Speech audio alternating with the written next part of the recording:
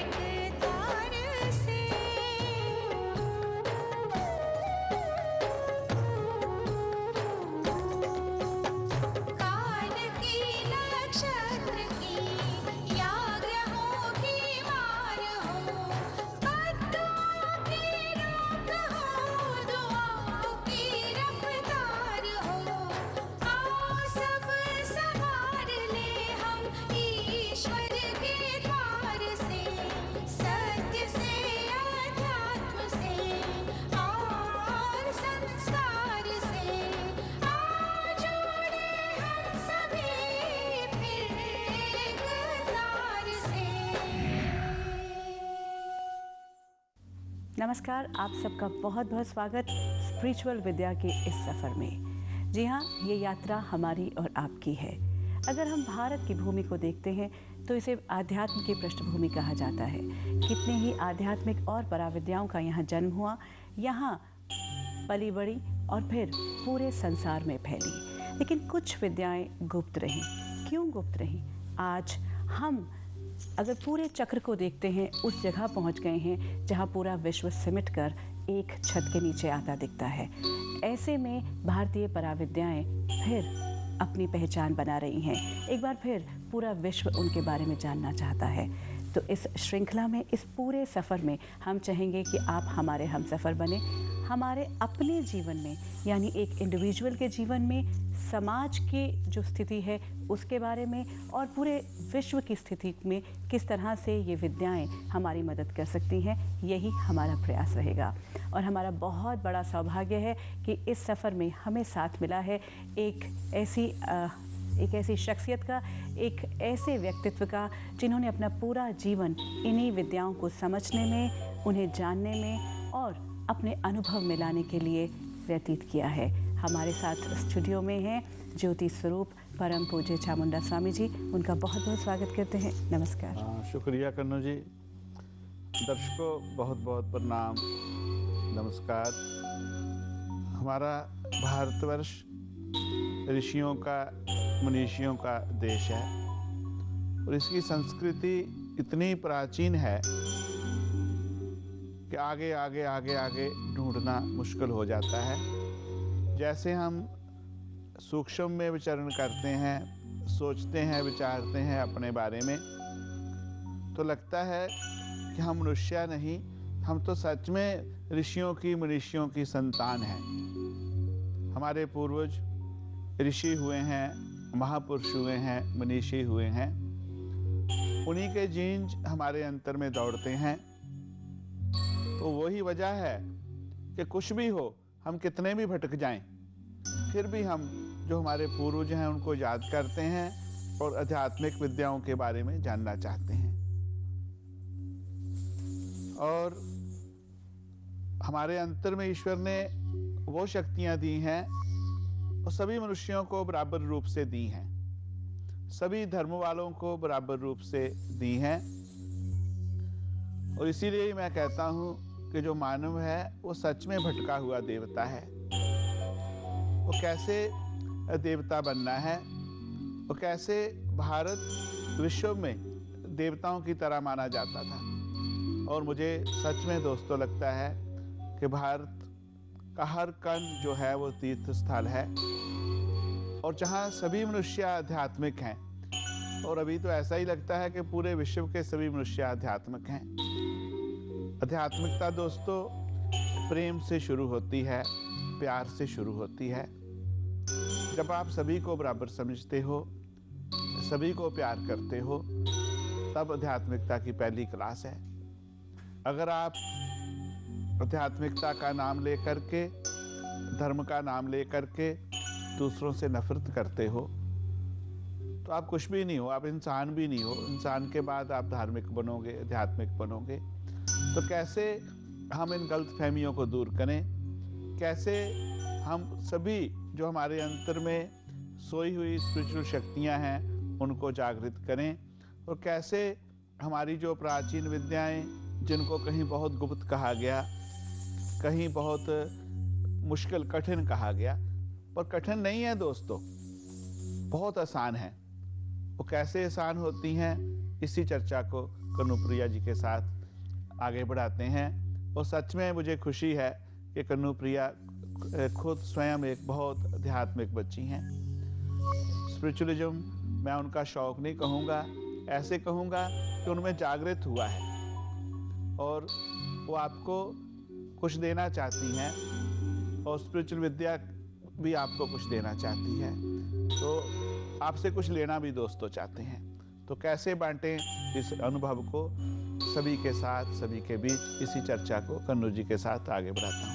स्वामी जी बहुत बहुत शुक्रिया, क्योंकि जहां आपने सिर्फ मेरे बारे में जो बात की, लेकिन आपने हम में से हर एक को ये देवत्व प्राप्त करने का एक आश्वासन दिया है कि ये बहुत सुंदर कहीं ना कहीं, क्योंकि आज बहुत सारे दर्शक, और जहां हम बात कर रहे हैं कि ये पूरा जो सफ़र है, ये यात्रा है, हमारी आपकी है।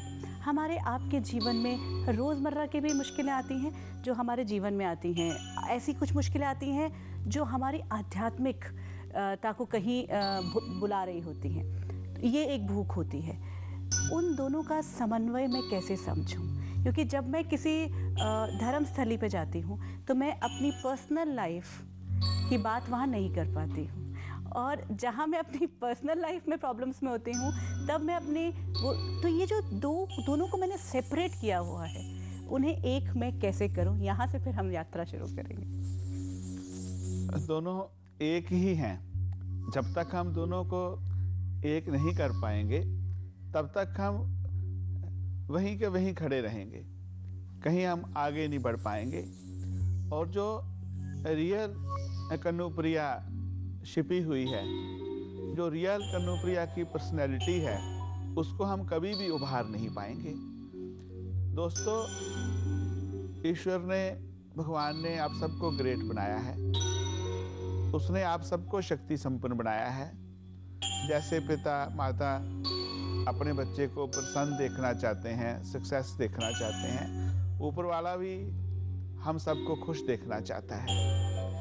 पर हम इतना मोह माया के जाल में फंस गए हैं कि हम उससे निकल नहीं पाते।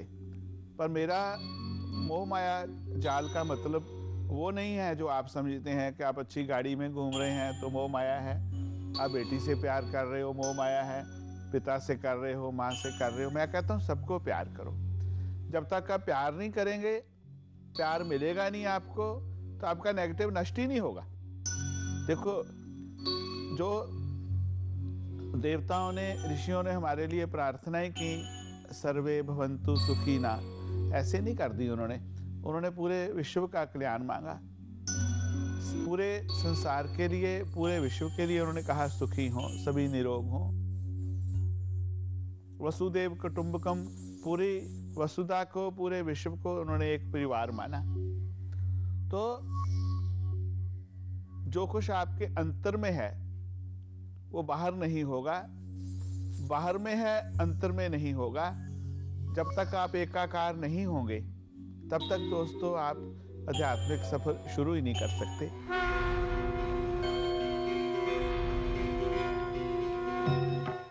क्या जवाब ढूंढने आप हमारे इस मंच पर आए? ये जो मेरे साथ हुआ, क्यों हुआ, कैसे हुआ, क्या कारण है उसके पीछे?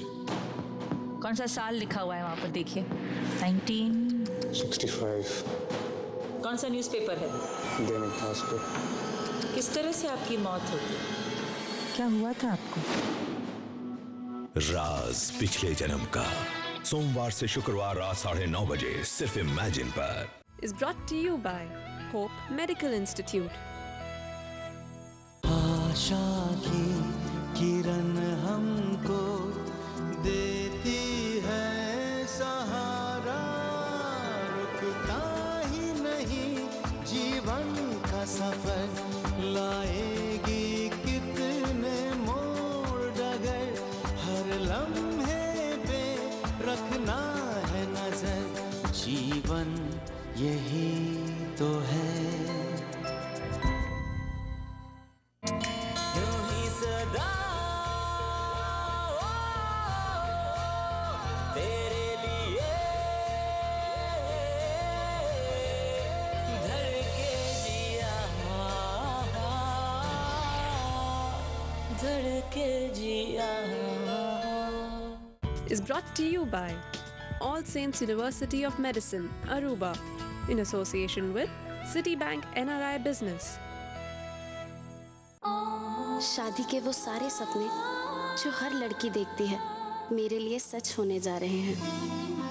मुझे मिला है ऐसा ससुराल जिसने मुझे पलकों की छांव में रखा, और ऐसा पति जिसने प्यार से भर दिया हमारा जहान। सुमन, भगवान करे हमारी जोड़ी हमेशा कायम रहे।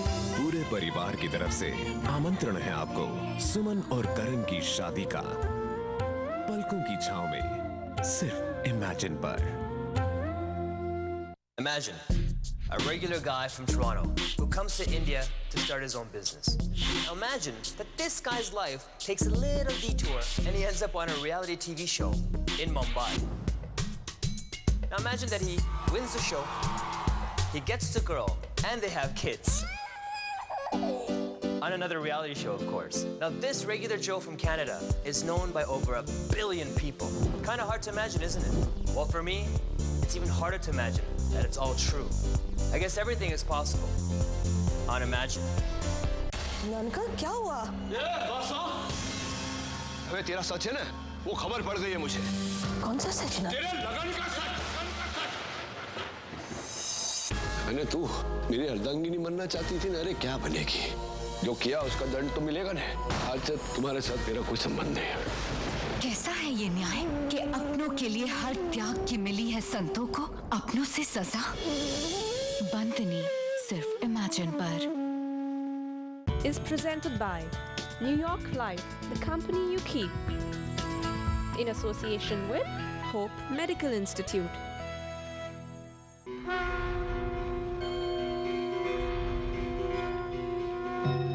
स्वामी जी, तो जहाँ हम बात ये कर रहे थे कि जैसे अगर मेरे जीवन में मेरे बच्चे से जुड़ी कोई प्रॉब्लम है, घर में मेरी वो प्रॉब्लम चल रही होती है, लेकिन चाहे मैं मंदिर जाऊँ, मस्जिद जाती हूँ, चर्च जाती हूँ या अपने गुरु के पास जाती हूँ, वहाँ मैं वो बात नहीं कर पाती। मेरा एक दूसरा ही रोल शुरू हो जाता है और मैं ये बात कर रही थी कि मेरा भक्ति में मन नहीं लग रहा, मैं अर्चना करती हूँ, पूजा करती हूँ, वो मुझे एक वो ज़िंदगी चलती है, एक मेरी ये कि मेरी हस्बैंड के साथ प्रॉब्लम चल रही है, मेरे पढ़ाई में प्रॉब्लम आ रही है, जॉब में प्रॉब्लम आ रही है, वो मैं सोचती हूँ कि वो मेरे उस ज़िंदगी से अलग है। तो वो इन दोनों को एक समान धरातल पर कैसे लाऊं, वो दीवार कैसे तोड़ी जा सकती है?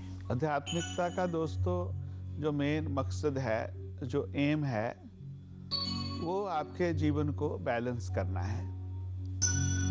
जैसे आप ड्राइव कर रहे हो, तो जिस दिन आप ड्राइविंग करना सीखते हो तो आपके जो गुरु ड्राइवर हैं आपको कहते हैं कि आप इधर उधर ध्यान नहीं करना, पूरा ड्राइविंग में ध्यान रखो।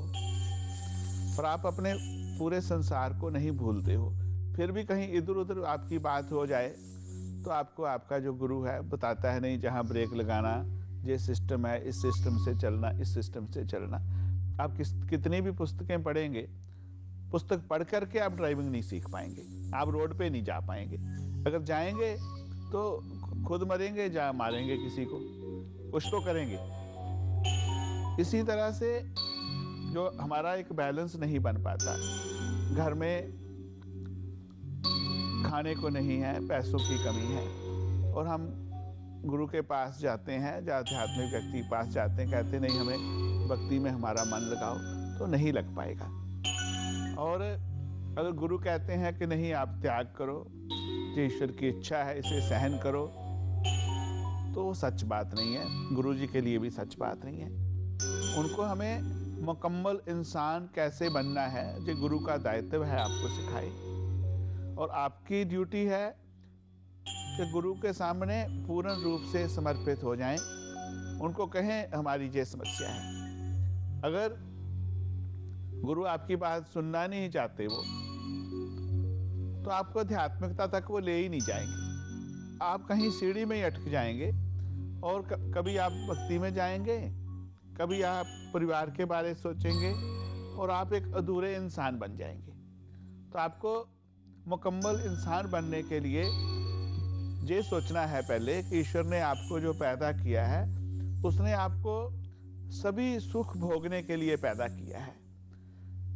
आपको जितनी पृथ्वी पे सुंदर सुंदर वस्तुएं हैं वो कुदरत की बनाई हुई हैं, जहाँ इंसान ने बनाई हैं, सब आपके लिए हैं।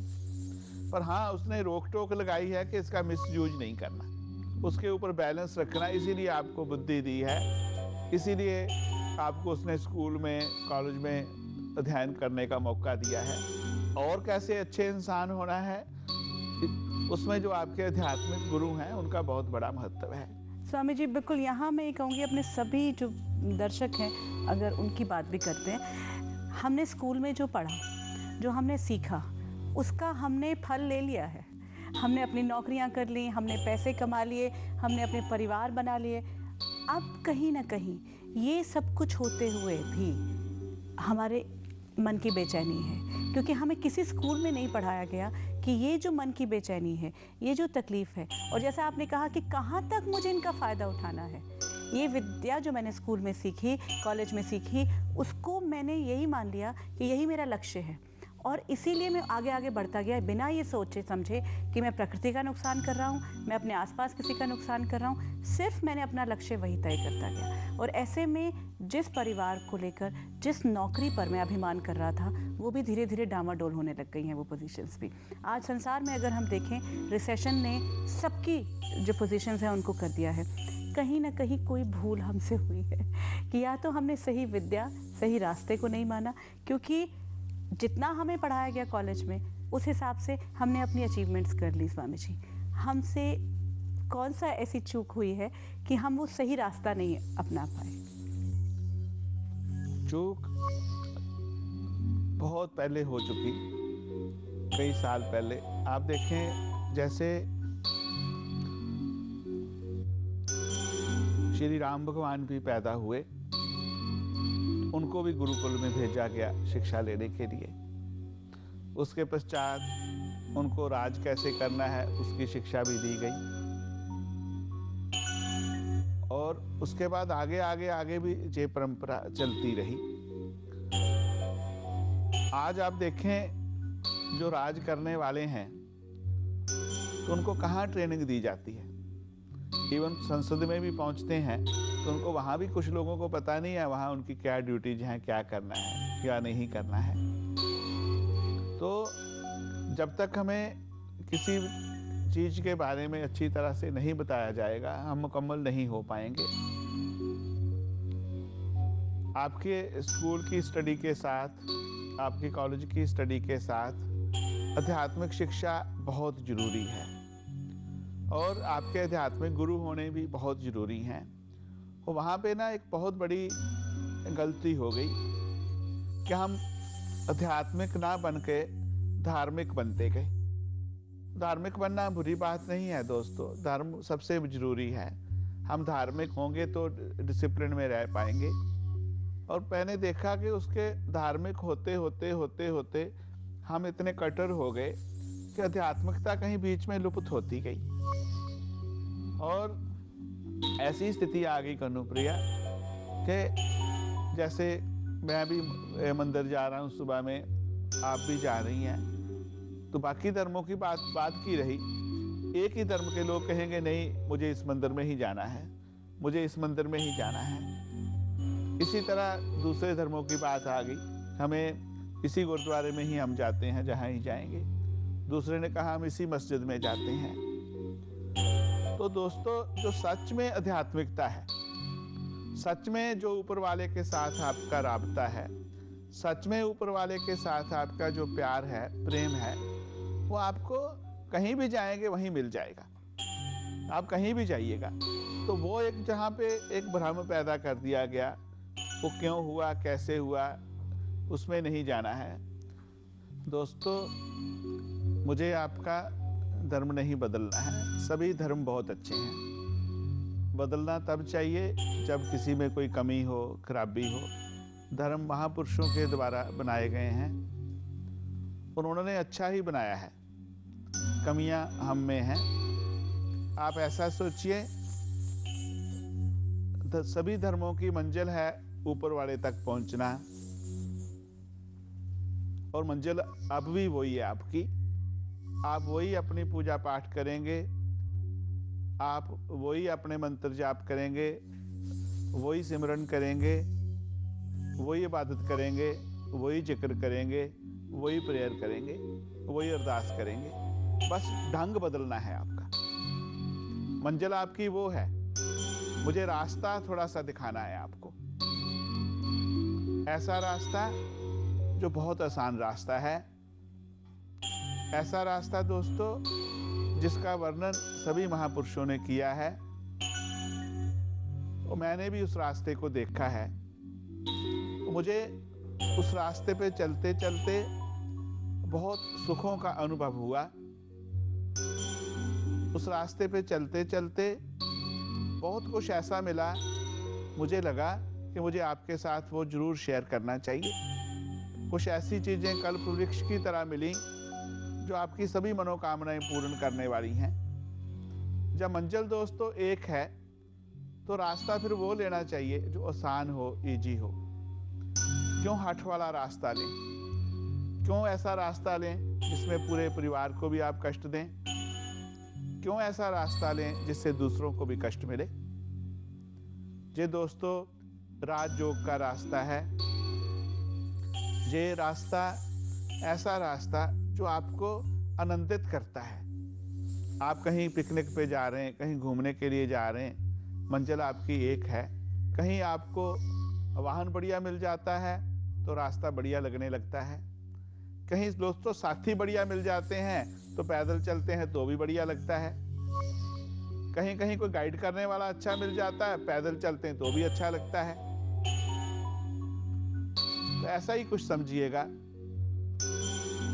आपको मंजिल वही रखनी है, लिबास भी वही रखना है, सिर्फ रास्ते को एंजॉय करना है।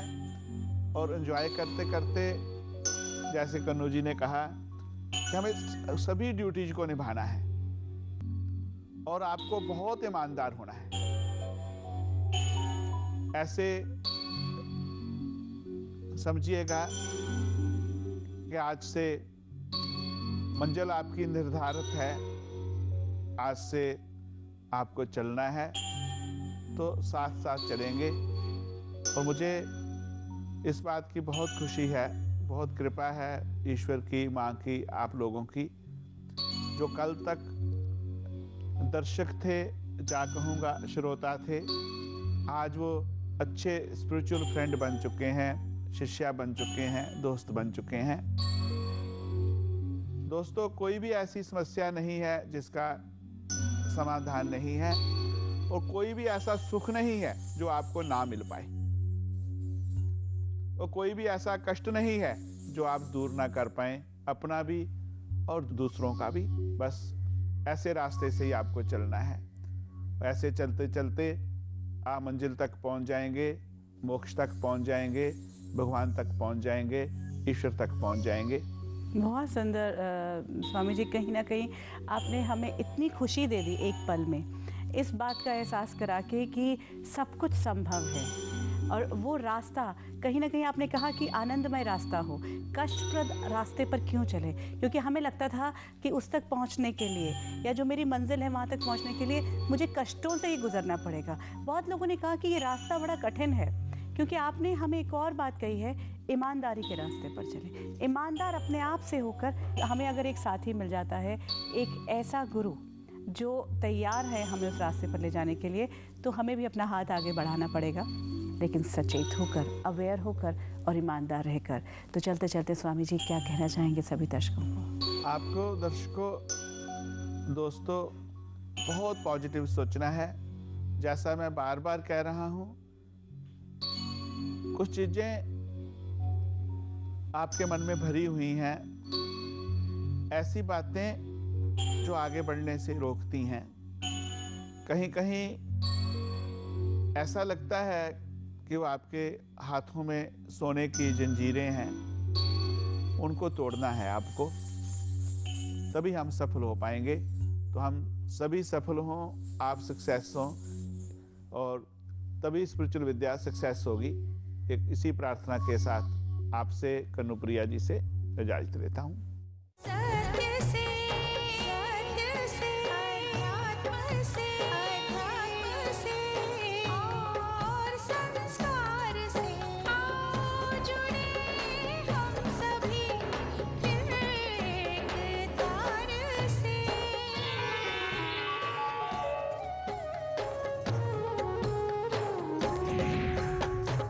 क्या जवाब ढूंढने आप